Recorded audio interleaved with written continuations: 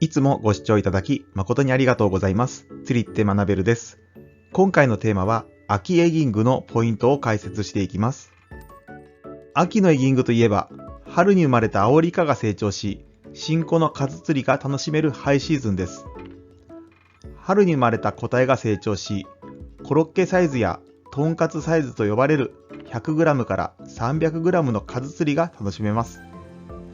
春の大きなアオリイカとは違い、警戒心が薄く、好奇心旺盛で、エギを活発に追いかけてきます。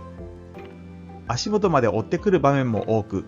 見えているイカを狙うサイトフィッシングが楽しめるところも秋エギングの醍醐味です。今回の秋エギングのポイントを学ぶことによって、秋のアオリイカが釣れる場所やテクニックを学ぶことができます。最後までよろしくお願いいたします。それでは結論から見ていきましょう。身近な場所、中層から表層、見えイカが釣れる。それではこの3つについて解説していきます。身近な場所について解説いたします。身近な場所にこのようなところがあれば、秋のアオリイカが釣れる可能性があります。障害物周り、浅場、常夜灯周り。障害物周りとは、小イカは大きな魚に襲われたり、潮に流されないように漁港や湾内などの障害物、ストラクチャーがあり、流れが緩やかな場所に身を隠しています。イカが隠れやすいようなテトラ帯や藻場などは絶好のポイントです。浅場とは、秋のアオリイカは小魚などの餌が豊富な潮通しのいい堤防を好みます。しかし、親イカとは違い、泳ぐ力が弱い小イカたちは、浅場、シャローエリアを食事の場としていることも多いです。常夜灯周りとは、魚の餌となるプランクトンは光に集まる習性を持っており、このプランクトンに小魚やフィッシュイーターが寄ってきます。餌場となる常夜灯周りも秋のアオリイカのポイントになります。明暗の境目に隠れながら捕食していることが多くあります。中層から表層について解説いたします。エギングは夜のイメージがありますが、昼も十分に楽しめるシーズンが秋です。春のアオリイカは産卵のため、沿岸の底付近の藻場あたりがポイントになります。しかし、秋のアオリイカは成長するために、餌となる小魚などが多く生息する中層から表層で泳いでいます。昼は秋エギングの醍醐味でもあるサイトフィッシングが楽しめます。春エギングでは見えないエギを操作してイカを抱かせますが、目の前でイカの反応を伺いながら釣り上げる秋エギングは、エギの動きにどのような反応を示すか、どのタイミングでエギを抱いてくるかなど、アオリイカの捕食の習性を知る絶好の機会となります。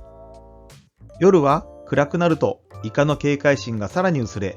活発に捕食行動を開始します。特に夜間は常夜灯周りなど居場所が絞りやすいことも特徴です。アオリイカの捕食を意識して小魚がいる中層から表層を狙った方が釣れやすく、アベレージサイズも上がる傾向があります。見えイカが釣れるについて解説いたします。秋エギングは春のアオリイカよりも簡単なイメージですが、小さなアオリイカといっても目がいいので、釣り人の姿も見えています。見えイカを狙う際は、海面に自分の姿が映らないよう、離れた場所からアプローチを心がけてみましょう。また、水面の反射を軽減し、水中を見やすくする偏光サングラスも必須となります。主な見えイカを釣るテクニックは次の通りです。沈む速度がゆっくりなエギを使う。群れから遠い場所にエギを投げる。障害物を利用して釣る。だんだんと小さいサイズのエギを使う。沈む速度がゆっくりなエギを使うとは、アオリイカがエギについてきてエギを見ているけど抱かない。また一瞬タッチしたけど後ろに下がってしまうことはよくあります。ゆっくり沈むタイプのエギを投入して、ゆっくり沈ませることで、抱こうとしているアオリイカを焦らし、しっかりとエギを抱かせることができます。群れから遠い場所にエギを投げるとは、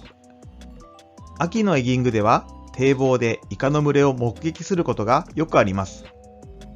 群れを見つけたら、群れの真ん中にエギを投げ入れると、せっかくの群れが散ってしまいます。群れの遠いところにエギを投げ入れて、群れの方にしゃくりながら寄せてきます。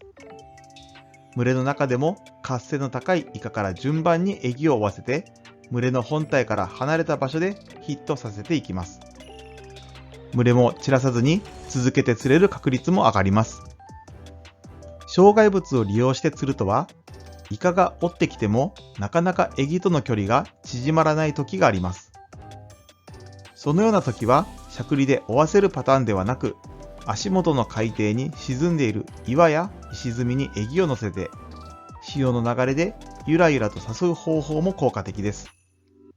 次第にイカとエギとの距離が縮まってきます。イカが離れるような素振りを見せたら、エギを小さくちょんと動かしてみましょう。あまりにも足元に近い場所だと警戒してイカが近づかない場合があるので、釣り人の姿が見えにくい範囲で試してみましょう。だんだんと小さいサイズのエギを使うとは、秋のエギングでは 2.5 号のエギを使うことは最も効果的ですが、最初から小さいエギを使ってしまうと、釣れにくくなった時に次の手がなくなってしまいます。はじめはエギのサイズの3号から使って、反応がなくなってきたら 2.5 号へとサイズを下げていきましょう。今回のまとめです。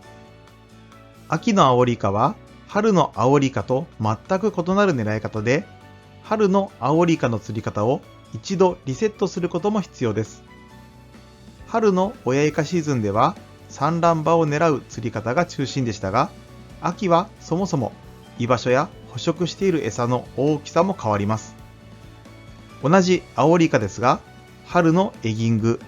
秋のエギングといった具合に狙い方を変えることが好調化に結びつくポイントになります。今回の授業は以上となります。最後までご視聴ありがとうございました。高評価やチャンネル登録をしていただけるととても嬉しいです。また次回の動画でお会いしましょう。